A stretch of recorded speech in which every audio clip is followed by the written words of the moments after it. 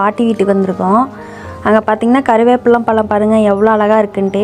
இது பழுத்ததுக்கப்புறம் பார்த்திங்கன்னா கருப்பு திராட்சை மாதிரி பார்க்கவே அவ்வளோ அழகாக இருக்குங்க. இது அவ்வளோ பியூட்டிஃபுல்லாக பார்க்க அவ்வளோ மனமாக சூப்பராக இருக்கும். அடுத்தது பார்த்திங்கன்னா நம்ம தக்காளி செடி.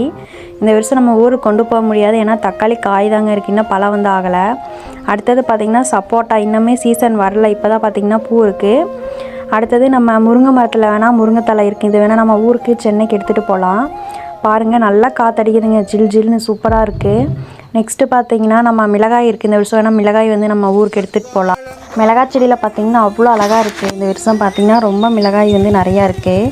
அடுத்தது பார்த்திங்கன்னா நம்ம செம்பருத்தி செடி. பூ பாருங்கள், நம்ம அவ்வளோ டார்க்காக பார்க்கவே அவ்வளோ அழகாக இருக்குங்க. கிராமத்தில் மட்டும்தான் பார்க்க அவ்வளோ அழகாக இருக்குது. அடுத்தது இது பார்த்திங்கன்னா ஆமணக்கு விதை, இது வந்து நம்ம எண்ணெய்க்கு யூஸ் பண்ணுவோம்.